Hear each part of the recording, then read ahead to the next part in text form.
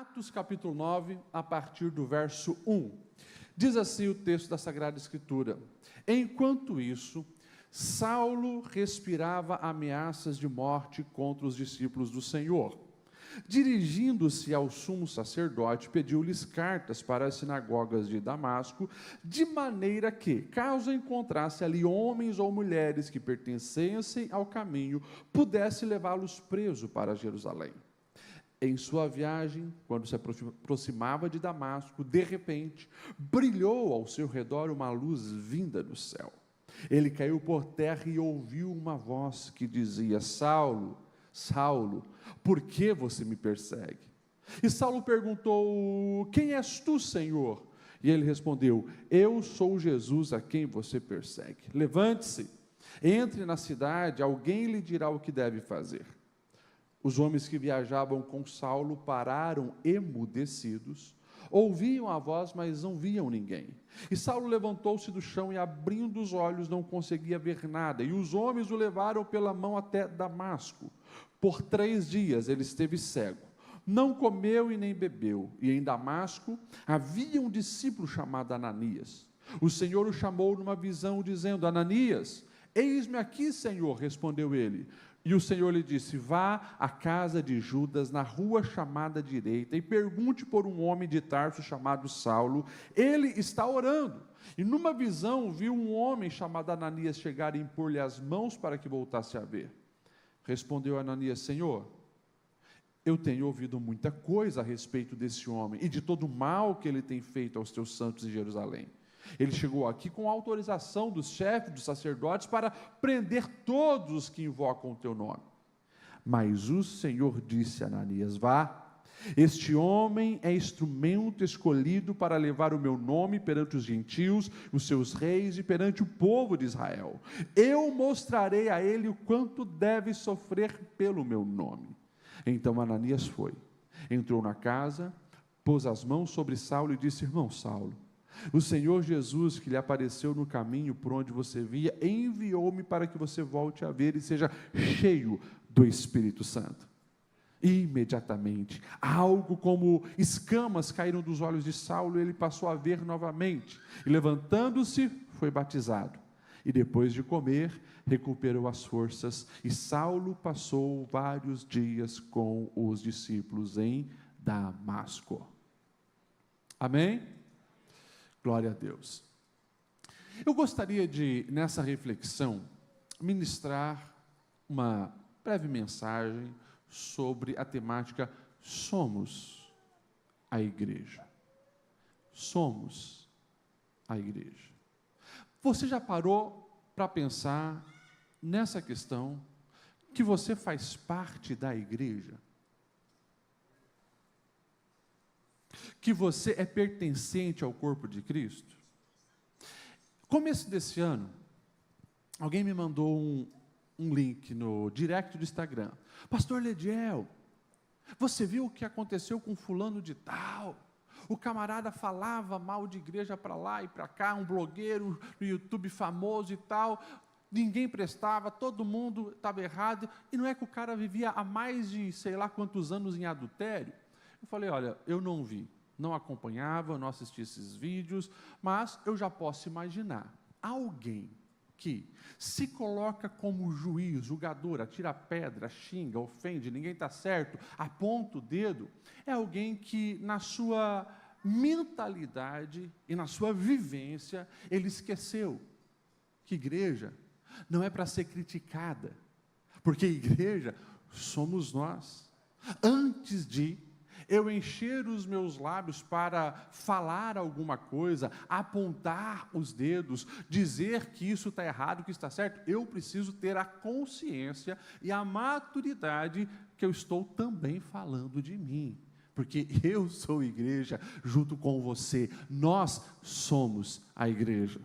Então nós precisamos ter essa maturidade de que somos a igreja militante, estamos nessa terra, não alcançamos na nossa individualidade a perfeição, consequentemente na nossa coletividade não também teremos perfeição, porém, na direção do Espírito Santo, nós vamos caminhando todos os dias, melhorando, fazemos parte do corpo de Cristo, Ele é o nosso cabeça, e assim nós vamos triunfando nele. Mas nós precisamos ter a maturidade e a consciência, antes de achar que essa igreja deve ser assim, ou que a igreja deve ser assado. Eu preciso ter a consciência que eu estou falando de mim, porque quando eu tenho essa consciência, eu começo a me espelhar nos ensinos de Jesus, nos ensinos da palavra, e antes de querer exigir que o outro faça alguma coisa que na minha suposição ele como cristão deveria fazer, eu preciso olhar para mim e ver se eu estou fazendo. Antes de dizer a igreja deveria agir assim, a igreja deveria agir assado, eu preciso com essa consciência que eu sou igreja perguntar, peraí, mas eu estou fazendo assim? Eu estou fazendo assado? Eu estou realmente agindo como o Senhor espera que eu venha agir? E daí eu gosto aqui desse texto, gosto muito desse texto da conversão de Saulo, porque aqui nós vamos ver alguns elementos, talvez hoje a gente não consiga, devido ao tempo, falar de todos os elementos que tem nesse texto, é uma riqueza de informação, mas tem algumas coisas que nós precisamos observar nesse texto e trazer para a nossa vida, para que eu questione, antes de questionar o irmão que está do meu lado, se eu estou praticando isso. Vamos lá, olha só, o texto vai nos dizer que o Senhor se revela a Paulo, e você sabe quem é esse Paulo, né? Ele gostava de ser chamado de Saulo, que é o nome em hebraico. Paulo é o nome onde os gentios chamavam, mas é o mesmo nome, tá? Os gentios chamavam de Paulo, e o pessoal dos hebreus, os judeus, em hebraico, Saulo. Por isso ele gostava de ser chamado de Saulo, porque ele era fariseu de fariseu. Sangue no olho, que seguia a regra de uma maneira bem rigorosa, todos os mandamentos, procurava ser fiel àquilo que ele acreditava, e a gente sabe que ele é quem está presente no primeiro martírio de um cristão. Quando Estevão é assassinado, a gente sabe que a capa de Estevão é jogada inclusive aos pés dele, justamente porque era provável o organizador daquele motim para acabar com os seguidores de Cristo. E o texto vai dizer que depois do assassinato de Estevão, uma perseguição muito intensa se inicia em Jerusalém, a ponto de a grande maioria dos cristãos saírem para fora de Jerusalém, ficando ali apenas os apóstolos. Você vai encontrar isso lá no começo de Atos 8. Esse camarada, Saulo, então agora, ele quer, não apenas em Jerusalém, mas em toda a região, ele quer começar a caçar cristãos. Então ele pede aos chefes de sacerdotes de Jerusalém, me dá uma autorização, vou para Damasco e vou caçar os crentes, vou pegar eles. E ele vai. No caminho, então, acontece essa revelação. Mas olha só as palavras de Jesus, porque é como se uma luz surgisse, ele fica cego, os companheiros de Saulo não conseguem ver quem está falando, mas conseguem ouvir, e a pergunta de Jesus para Saulo é: Saulo, Saulo, por que você me persegue? A gente não vai ter informações se Saulo chegou a encontrar Jesus antes da morte e ressurreição. Provavelmente não. Pelo que a gente entende na Bíblia, não. A gente ouve agora Jesus dizendo: por que você me persegue? Mas Saulo estava perseguindo eram os discípulos. Saulo estava perseguindo os seguidores de Jesus, não o próprio Jesus. Mas aqui nós começamos a entender uma coisa essencial para a igreja, que é a unidade. Esse Saulo, depois que ele se converte, ele talvez seja a pessoa que melhor entenda essa questão da unidade, porque ele vai dizer que nós somos o corpo de Cristo. Cristo é o cabeça e nós somos o corpo. Mas agora ele começa a ter uma iniciação nesse conceito de uma unidade, porque se eu estou perseguindo um cristão, eu acabo perseguindo o próprio Cristo. Olha isso, que forte que é. Eu não sei se já parou para pensar sobre isso, mas eu vou aqui lançar uma pergunta para você pensar sobre isso. Você já parou para pensar que quando você se encrenca, se encasqueta com um cristão verdadeiro, quando você procura fazer mal para um cristão verdadeiro, já parou para pensar que você está ferindo a você mesmo que pertence a esse corpo, inclusive, você está caçando o cabeça que é Cristo. Pastor Ledial, eu não tinha parado para pensar nisso. Mas se o próprio Jesus está afirmando, ei, você está perseguindo os cristãos, você está me perseguindo. Tanto que ele, quem és tu? Eu sou Cristo, a quem você persegue. Levante-se, agora entre na cidade, e assim por diante. Nós olhando para essa realidade, nós precisamos entender de fato isso. O corpo de Cristo é unido, e igreja fala de união. Por isso, se eu e você pertencemos à igreja, eu e você precisamos ser promotores da unidade. Se você deseja identificar um falso cristão, observe o comportamento dele. Ele sempre vai procurar implantar divisão, desunião, separação, intriga, problema. Tanto que Paulo, lá à frente, escrevendo a carta aos Coríntios, ele vai enumerar alguns pecados, e entre pecados de fofoca, adultério e assim por diante, ele vai colocar pecados como facção e divisão no mesmo nível. Porque ele entende que é um ato extremamente maligno, aqueles que fingem estar no corpo, mas são promotores de desunião. O verdadeiro cristão, ele entende, pertence à família de Deus, e aqui nós lutamos pela unidade. Amém? Glória a Deus. Pergunta para quem está do seu lado, você está promovendo unidade ou divisão? É difícil essas perguntas, mas é importante, é isso. A palavra, ela precisa nos confrontar. E olha só, vamos continuar aqui. Nessa unidade do corpo, Paulo começa a entender que, se o corpo é unido, nós precisamos nos importar um com o outro.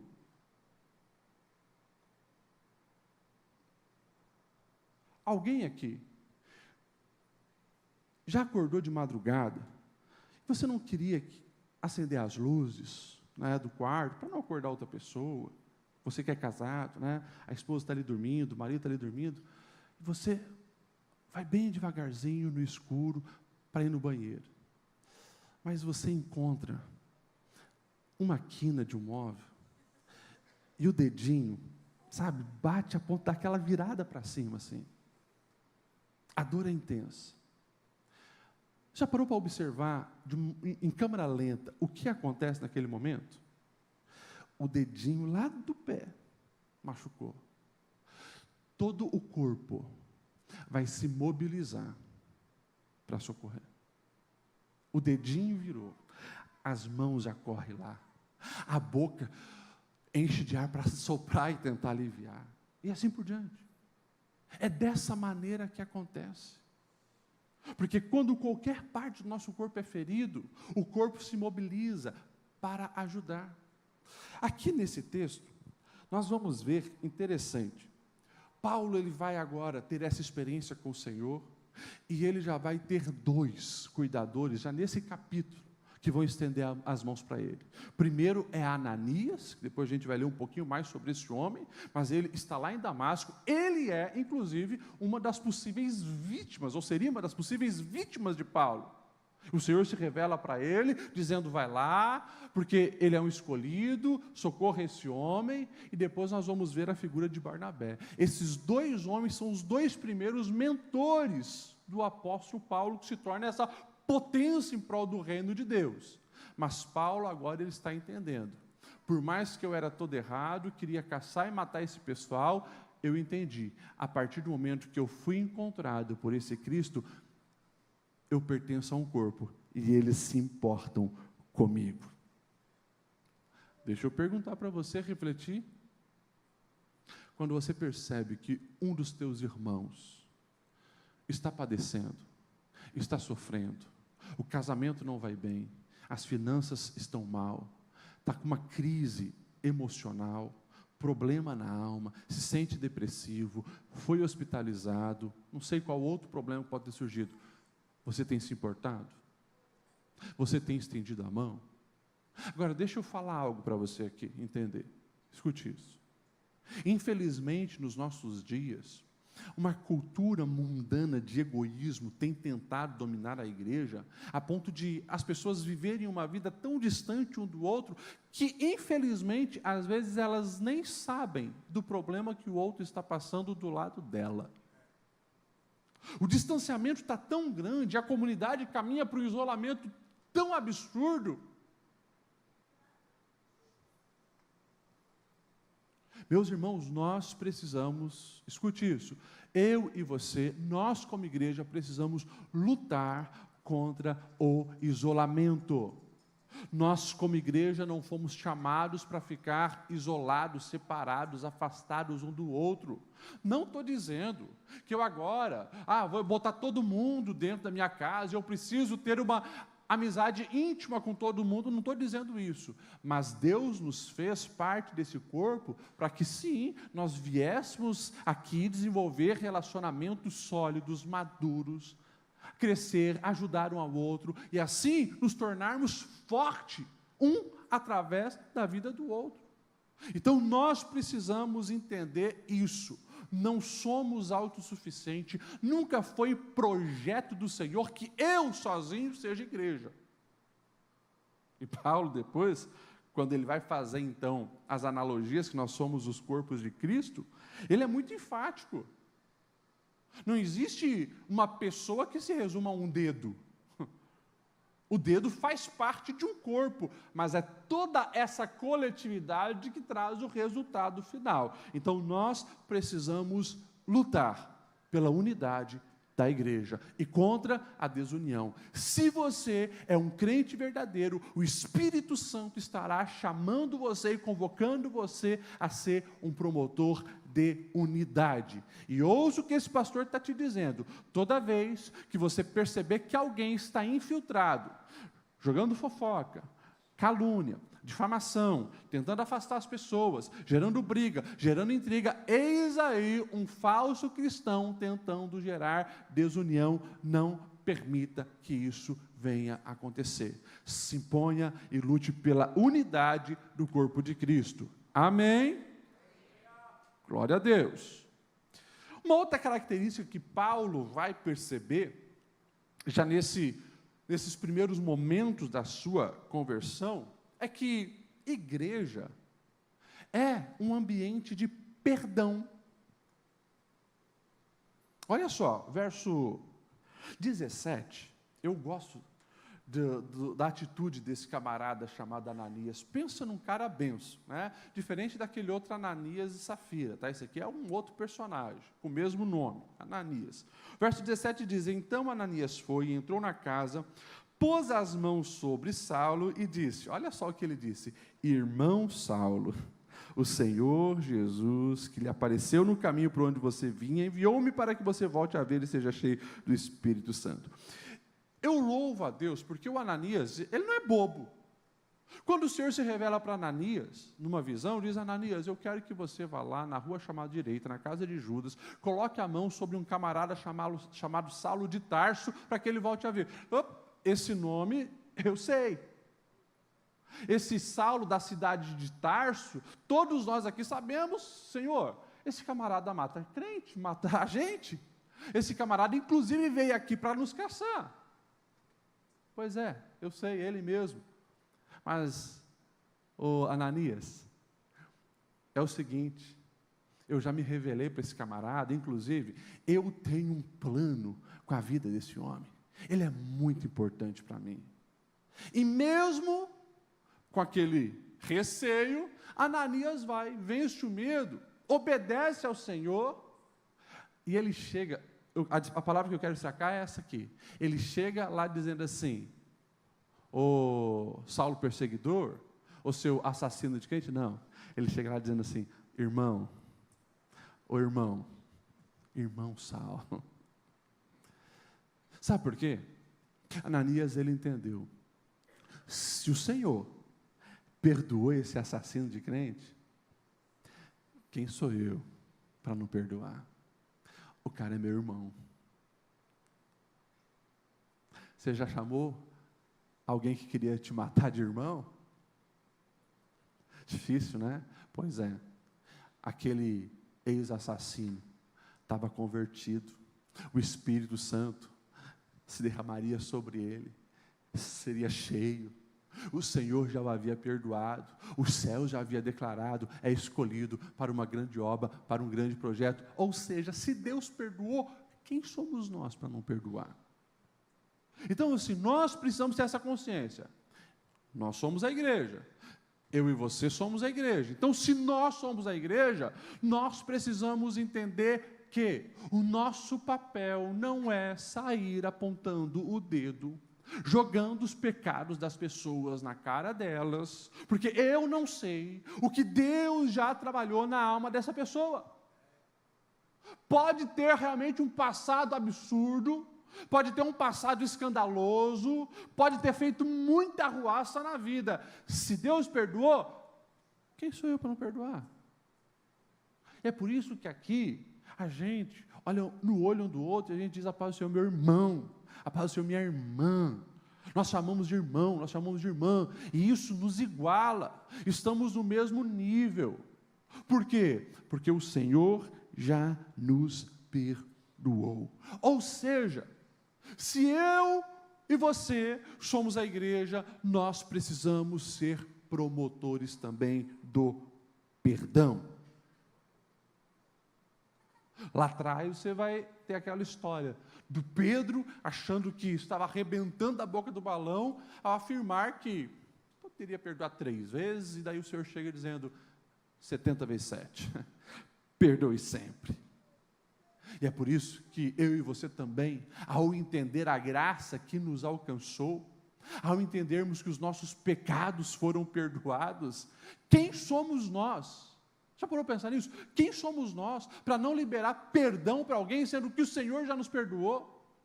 Que ousadia e que extravagância de orgulho alguém que não libera perdão. Pastor Lediel, como eu ouço no gabinete, o senhor não sabe o que ele fez comigo, o senhor não sabe o que ela disse a meu respeito, o senhor não sabe, não sei, mas o que eu sei é, Jesus, perfeito, sempre amou, nunca pecou, nunca falhou, nunca errou em palavra, nunca deixou ninguém frustrado. Esse Jesus, ao estar morrendo na cruz, Ele está ali liberando perdão. Perdoa, Senhor, porque eles não sabem o que fazem. E eu preciso ser bem claro com você, a mensagem da cruz é a mensagem de perdão. Se eu e você nos rendemos ao senhorio de Cristo, se eu e você pertencemos à igreja, somos a igreja, eu e você precisamos aprender a perdoar. E isso, claro, não é apenas um benefício para quem recebe um perdão, mas é um benefício para quem libera o perdão. Tem muito crente infrutífero, muito crente com a alma adoecida, muito crente com um ralo de ânimo na vida, justamente porque não perdoa, não libera o perdão, fica guardando rancor, amargura, e isso drena toda a sua alegria e toda a sua paz. Deus não nos chamou para isso. Pastor Lediel, já tentei. Se você tentou perdoar e não conseguiu, eis o que eu vou te afirmar: você tentou na força do teu braço. Agora comece a orar, derramar sua alma, inclusive orar pela pessoa a qual você está magoada, você vai ver que o Espírito Santo vai te encher, e Ele é quem vai te capacitar a perdoar, liberar perdão e viver essa vida em abundância. Libere perdão e, por favor, também se sinta perdoado. Você não vai ver um Paulo criando bloqueio, dizendo, eu era assassino de crente, nem mereço isso, não. Ele entende que é uma graça sobrenatural que está sendo derramada sobre a vida dele. E ele mesmo, lá na frente, nas suas cartas, lá ele vai ter que afirmar, olha, esquecendo-me das coisas que para trás ficaram, eu prossigo para o alvo. Ou seja, você também precisa se sentir perdoado quando você confessa os teus pecados. Amém? Glória a Deus. Ele está entendendo também que a igreja é um ambiente de comunhão, misericórdia, de amor. Eu gosto do versículo 19 que diz que ele passou vários dias com os discípulos em Damasco. Que pensa num capítulo maravilhoso, que evidencia o poder de Deus para transformar uma vida. Os primeiros versículos, ele está cheio de sangue no olho, odiando os cristãos, está indo para Damasco para matar. E já lá no verso 19, lá no verso 20, o texto está dizendo, e agora ele faz parte da comunidade, ele faz parte do caminho, ele faz parte da igreja, ele é o corpo de Cristo, e ele vai passar vários dias com os discípulos. Ou seja, ele foi acolhido em amor por aqueles que ele mesmo antes queria matar. Ele agora está tendo uma nova dimensão de amor, que provavelmente ele jamais imaginava que ia conhecer esse nível de amor. Ser crente, ser igreja, é manifestação de amor. É por isso que Jesus, nos seus ensinamentos, ele vai enfatizar de uma maneira muito intensa isso. Ele vai dizer, quando vocês praticarem o amor, então é nisto que os outros saberão que vocês são meus discípulos, pelo fato de vocês amarem uns aos outros. Eu já falei algumas vezes aqui, e sempre é bom a gente lembrar, colocar frases nas redes sociais, falando de Deus, versículo bíblico, não é o que define você como um cristão. Andar com uma Bíblia de 1 metro, não é o que define você como cristão. Vir nos cultos de domingo, de terno e gravata, não é o que define você como cristão. Agora, é impossível. Um verdadeiro cristão que está conectado na fonte do amor, é uma pessoa que vive emburrada, magoada, irada, odiando os outros, xingando todo mundo, ofendendo todo mundo, caçando briga com todo mundo. Não. No amor, nós vamos ser conhecidos. E claro, quando eu falo do amor em 2025, é preciso lembrar que eu estou falando das palavras de Jesus. Jesus é bem enfático em dizer, quando vocês amarem uns aos outros como eu vos amei, ele é o padrão. Porque no mundo relativista que escreve canções de amor, mas promovem adultério, chamam fornicação de amor, chamam tantas outras porcarias de amor, é preciso a gente ter essa consciência madura, entendendo, Jesus é o padrão de amor, eu preciso amar como Jesus amou. Um amor que é manifestado em atitudes, sim, por quem eu conheço, começando pela minha casa, mas também eu vou aumentando o leque. Inclusive, Jesus vai dizer, eu preciso manifestar amor prático para quem eu nem conheço. Não, Jesus não falou isso, sim, e ele contou a história do bom samaritano justamente para ensinar eu e você o que é a manifestação do amor para quem a gente não conhece. O samaritano não conhecia o moribundo caído que estava prestes a morrer porque levou uma surra dos bandidos, mas ele foi lá, estendeu a mão, ajudou, inclusive tirou do seu bolso, pagou o camarada da hospedaria dizendo, cuida dele, e se não der de comprar os remédios com esse dinheiro que eu deixei, depois quando eu volto, eu pago mais. Ou seja, uma atitude de amor por alguém que nem conhecia, teve um preço a ser pago, mas Jesus está dizendo, isso aqui é amor para com o próximo. Então, aquilo que Saulo está vivenciando agora, na igreja, sendo recebido pelos irmãos, ele não tinha casa, provavelmente, em Damasco, estava ali na casa de alguém que antes ele queria matar, recebeu ele, está dando alimento para ele, permitiu que ele dormisse na cama lá, está junto, isso é manifestação de amor. Então, se eu e você somos igreja, e eu espero que todos nesse ambiente venhamos entender que nós pertencemos ao corpo de Cristo, é preciso manifestar amor, misericórdia, graça para as pessoas que estão ao nosso redor. Você me entende? Amém? Você já parou para pensar que o mundo todo, até hoje, ele foi marcado pela manifestação do amor de verdadeiros cristãos? Eu até coloquei aqui, olha só. O primeiro asilo para cegos fundado por Talásio, que era um monge cristão. O primeiro dispensário gratuito foi fundado por Apolônio, um comerciante cristão. O primeiro hospital de que se tem notícia foi fundado por uma jovem chamada Fabíola, que era uma dama cristã. E se você parar para rodar, por exemplo, o Brasil, rodar a Europa, rodar o mundo, você vai ver que o nome dos orfanatos, dos hospitais e assim por diante, aqui em Blumenau, Lar Betânia. Betânia? O que Betânia, uma cidade lá de Israel, tem a ver? Bíblia. Lar Betel. Hospital Santo Antônio. Hospital Santa Catarina. Santa Isabel. Quem foram essas pessoas? Pessoas que entenderam que para seguir a Cristo é necessário manifestar o amor. E o mundo ainda não caiu numa explosão de ódio, porque a igreja está caminhando de cabeça erguida, apesar das perseguições, como diz a música, nós estamos de pé, o Senhor tem sustentado a sua igreja, e nós vamos promover o amor enquanto estivermos aqui. Glória a Deus! E você está disposto a ser um promotor do amor que vem dos céus? Ajudar as pessoas, amar o próximo? Faça isso. Depois, Paulo começou a entender que a igreja é o ambiente onde as vidas são valorizadas, pessoas são valorizadas. E sabe o que eu acho lindo?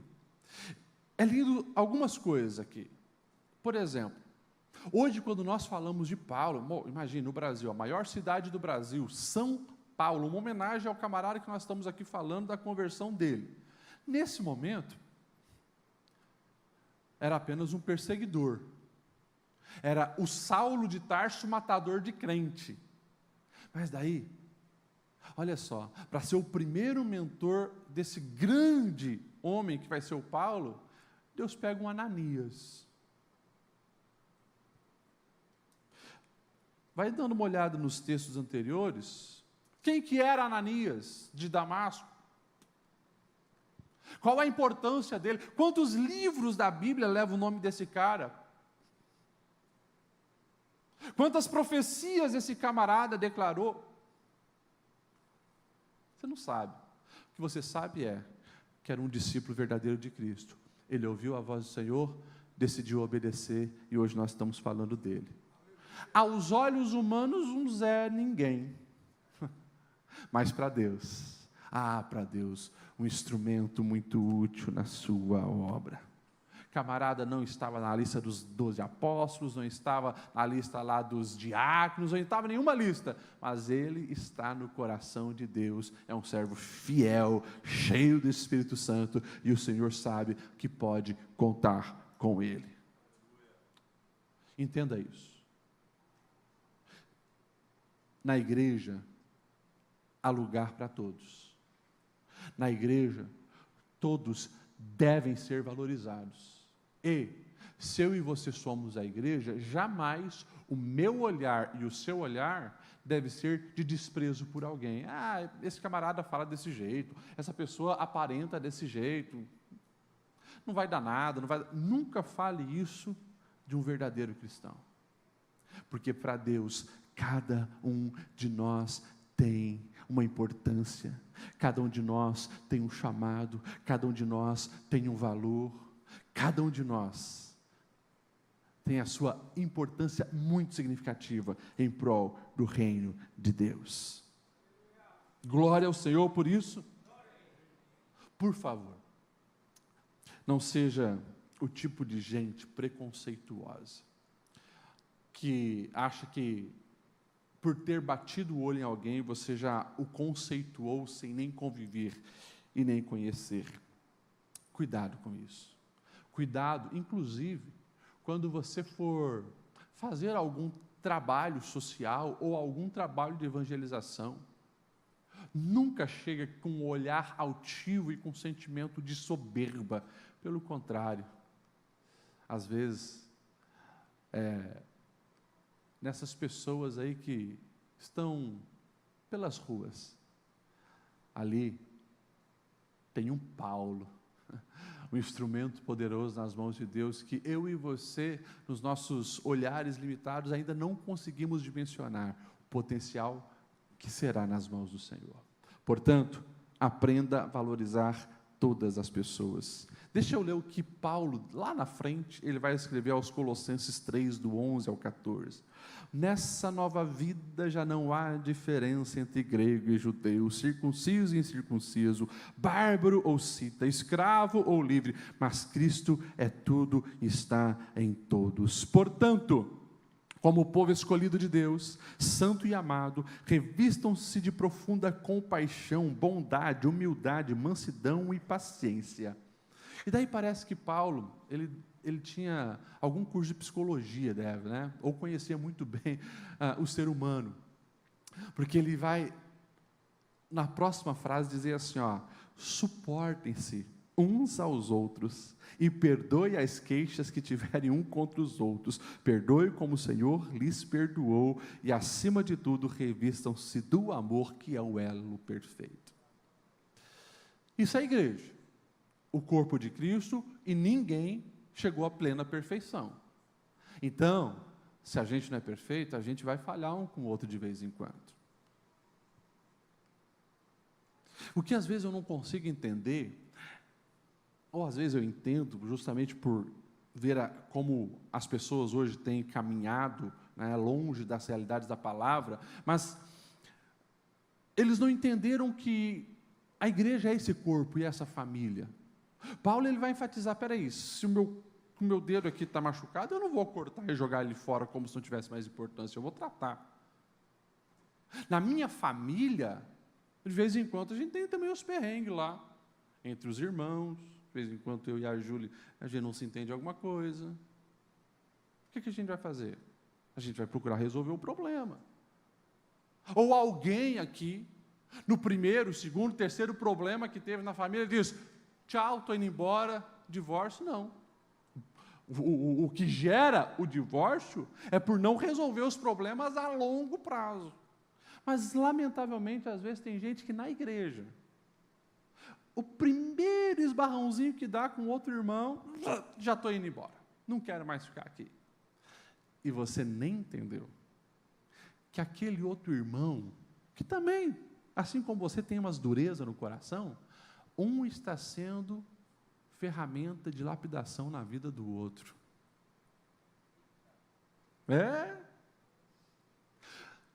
Você muitas vezes pede para Deus, me ensina a ser paciente. Deus vai te ensinar. Daí você vai esbarrar com uma tribuladinha aí para você praticar a paciência. Me ensina a perdoar. Como que você vai exercer o perdão se você nem foi ofendido? Vai ter alguém que vai te ofender para você aprender a perdoar. E é assim. Essa é a vivência cristã, meus irmãos. É por isso que, escute isso, não existe esse negócio de eu vou congregar online. Que absurdo. Foi falado aqui dos cultos online, é uma benção para quem não pode vir presencialmente. É uma benção você estar dirigindo, quer ouvir uma pregação. Agora, todo cristão precisa congregar. Porque assim, o que tem de crente morrendo por essa ideia, vou congregar online, sabe o que ele faz? Ele diz assim, eu vou ouvir uma pregação. Mas eu gosto do pregador tal. Ele escolhe o pregador, ele escolhe o tema da pregação, e se o camarada começa a falar umas verdades que ele não quer ouvir, não, hoje não está bom esse cara, vou pular. Ou seja, o camarada nunca vai ser confrontado, nunca vai ter a visão aberta, ele quer apenas uma massagem no seu ego. Ele quer escolher o que quer ouvir, nunca vai crescer. Porque justamente é quando o Espírito Santo muitas vezes traz alguém ali para ministrar algo que vai contra mim. Eu já tive em culto que deu vontade de se levantar e bater no pastor, porque estava falando daquilo que eu estava vivendo na minha vida. Mas eu entendi, o Espírito Santo está me ensinando. E é assim. E é na convivência que a gente vai amadurecendo. E principalmente, pastor, já estou 1 ano, 2 anos aqui, e graças a Deus, nunca tive desgaste com ninguém. É bem provável que você está sendo apenas um espectador. Porque quando você está com a mão na massa em alguém, e Deus nos chama para isso, está servindo, vamos pegar o exemplo aqui, o conjunto, né? Vamos pegar o conjunto, os músicos estão ali, estão servindo, já começa no ensaio, marcou tal hora e o folgado do baterista atrasou, de novo, 3ª vez, desculpa, no baterista aqui, só estou dando exemplo, tá? Fica tranquilo aí, na revelação, estou brincando, mas estou usando exemplo, mas é assim, é na prática do dia a dia. Não, nós vamos hoje servir, nós vamos ajudar o departamento que está promovendo o jantar. Não, mas eu gosto de colocar o talher no lado direito do prato, não do esquerdo. Coisa assim. E assim a gente vai amadurecendo e crescendo na vivência cristã. Mas, meus irmãos, nós precisamos entender que na igreja há lugar para todos e todos nós somos chamados por Deus para fazer algo, porque nós temos o nosso valor e a nossa importância. Amém por isso? Amém por isso? E deixa eu falar algo para você. Assim, muitas pessoas hoje, estão literalmente entrando em depressão, entrando em crises emocionais, por não se sentirem úteis na vida. Interessante, faz já muitos anos que eu me formei em psicologia, me formei em 2013, eu acho 2013. Mas tinha uma matéria que falava justamente, de como é terapêutico para o ser humano quando ele se encontra sendo útil na vida de uma outra pessoa. E existem muitas metodologias terapêuticas, justamente para a pessoa que está em depressão, poder fazer algum tipo de serviço social e ser encontrado o seu valor na vida de uma outra pessoa. Porém, com a nossa geração sendo doutrinada a um nível absurdo de egoísmo, para você pensar em si, o que tem acontecido é que as pessoas literalmente não têm sentido úteis na vida de ninguém. E o seu valor pessoal vai ruindo. Por quê? Porque é totalmente contra os ensinos da palavra de Deus. A palavra de Deus nos chama a ser bênção na vida do outro. Nós somos, como igreja, chamados para ser sal, para ser luz, ou seja, tem que estar gerando algum benefício na vida dos outros. Então, se você, escute isso que eu estou dizendo, se você anda sentindo-se triste, desanimado, quem sabe até flertando com uma depressão, ouça o que a palavra está te dizendo, comece-se a se envolver em alguma coisa, comece a estender a mão para ajudar alguém, comece a se sentir útil em alguma coisa, e assim, só aqui na nossa igreja da Deblu Sede, tem 300 coisas que você poderia fazer, estar ajudando e se sentindo útil. Então, reino de Deus não é reino de espectadores. O reino de Deus é um reino de pessoas que estão ali servindo, ajudando, abençoando, estendendo a mão, e assim também eles são valorizados porque encontram o seu lugar de utilidade no corpo de Cristo. Amém por isso? Glória a Deus. Tem mais 2 pontos, eu vou só citar eles, para a gente caminhar para a reta final.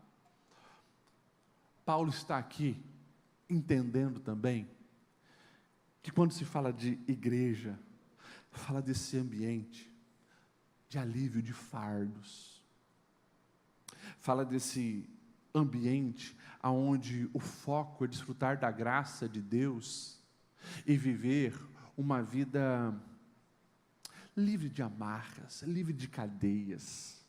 É interessante, o próprio Paulo, ele vai estar falando que ele era fariseu de fariseu.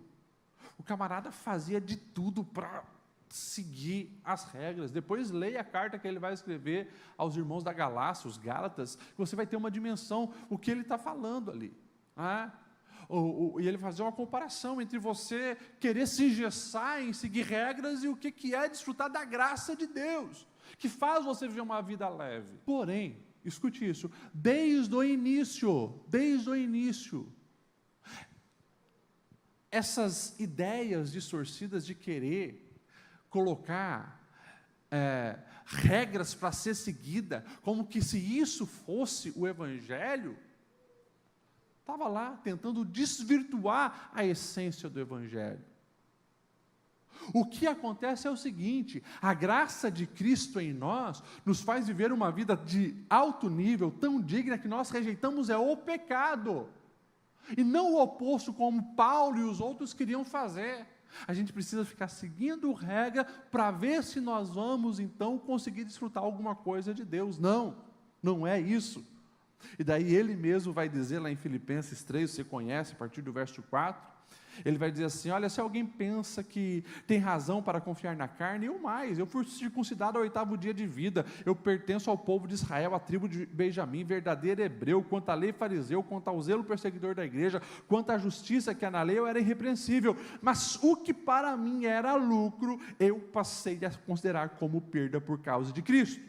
Mais do que isso, eu considero tudo como perda, se comparado à suprema grandeza do conhecimento de Jesus Cristo, por quem eu perdi todas as coisas. E ele daí joga um pouco mais pesado: eu considero tudo como esterco, para poder ganhar a Cristo e ser encontrado nele. Paulo, ele conheceu o amor incondicional de Deus, e essa graça o encheu. Pastor Oledial, o que você quer dizer com isso? Eu quero dizer que eu e você, como igreja, nós não fomos chamados para ser fiscal de vida alheia. Vamos ver se essa pessoa está seguindo regras. Eu e você não fomos chamados para isso. Eu e você fomos chamados para ser promotor da graça de Cristo. O Espírito Santo que vai mostrando para as pessoas o certo, o errado, através da palavra, qual caminho seguir, o que deve obedecer e assim por diante. E claro, fala também que nós somos chamados para essa vida leve, sem máscaras, sem aparentar, sem querer que os outros pensem, porque a opinião dos outros define muita coisa na nossa vida. Não. Cristo nos tira desse engano que o mundo vive. O mundo vive nesse engano do aparentar. Porém, um dia as máscaras caem e a confusão está gerada. Agora, em Cristo nós somos chamados para viver essa vida leve. A essência fluindo naturalmente todos os dias. Em Cristo nós podemos ser quem nós somos, regenerados nele, vivendo naturalmente aquilo que o Espírito Santo tem gerado em nós. E por fim, Paulo ele entendeu que a vida com Cristo, ela é uma vida que gera de uma maneira integral a saúde na alma. Não tem mais essa fragmentação de o lado religioso, o lado familiar, o lado profissional. Ele entendeu aonde eu estou, quem eu sou, o que eu faço, em todas as áreas da minha vida, Cristo deve reinar e governar. Que isso venha acontecer na minha vida e na sua vida. Vamos colocar em pé? Você já parou para pensar que se eu e você levarmos a sério o que é ser igreja, nós de fato seremos a luz para a sociedade que vive nas trevas? Nós seremos cura para a sociedade doente? Pois é. Então, a partir de hoje, quando você ouvir alguém falando mal de igreja, ele está falando mal de você. E a pergunta que nós precisamos fazer é: eu estou fazendo a minha parte para que o corpo de Cristo de fato esteja conectado no cabeça e esteja fluindo naturalmente? Que nós possamos sair da plateia dos críticos do nosso tempo e entrarmos realmente no corpo de Cristo e vivermos a missão de Deus todos os dias.